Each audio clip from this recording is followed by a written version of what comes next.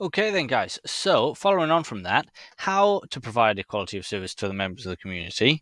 Well, the anti-discrimination laws, like the Equality Act and the PACE Act, they target public authorities, the local authorities, local council, the police, all those kind of things. All right, that's the whole point of them, to ensure that the public services give equal services to all the members of the community. Okay, so the laws actually, that's the point of them, is to try to make sure that the public services are doing their job and treating everybody with equality and respect. Okay, so specifically, if we look at the police, their responsibilities are about maintaining law and order, protecting members of the public and their property, and preventing, detecting, and investigating crime.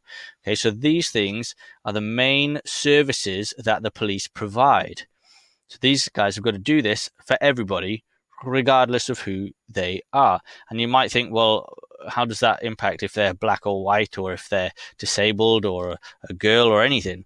Well, we're going to see that it does actually matter. For example, the PACE Act, if we're trying to maintain law and order and protect members of the public, or prevent things from going wrong, the PACE Act is about stop and search and trying to bring some equality there, so that they don't just discriminate and stop and search all black people. That is not equality of service. They are not protecting the black people necessarily. They're discriminating against them and not treating them with equality as they could be for white people, as an example.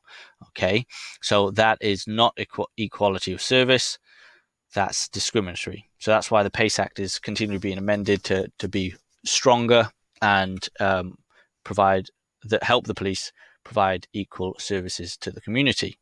And then if we're looking at the army, okay, because soldiers, they're still UK citizens, even when abroad. They have to treat detainees in the UK and abroad, they have to treat them with respect and dignity still, because they're held under the Human Rights Act, the UK laws.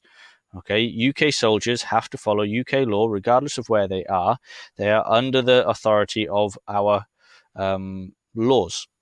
Okay, so wherever they are, that's where the UK laws follow, and they have to treat everybody with respect and dignity. They can't treat them inhumanely and all that kind of stuff.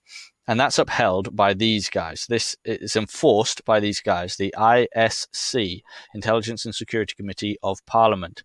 So it's down to these guys to enforce that for the army as a whole. Okay, for the MOD actually, for the whole military. So this is how they are going to try to provide services or equal service to everybody. They've got to uphold these specifically. I mean, it's easiest to pick the detainees, okay, because they could be foreign, they could be criminal. Well, they're probably going to be criminals or prisoners of war. They need to be able to treat them with dignity. It's really, really important that they don't they don't treat them badly.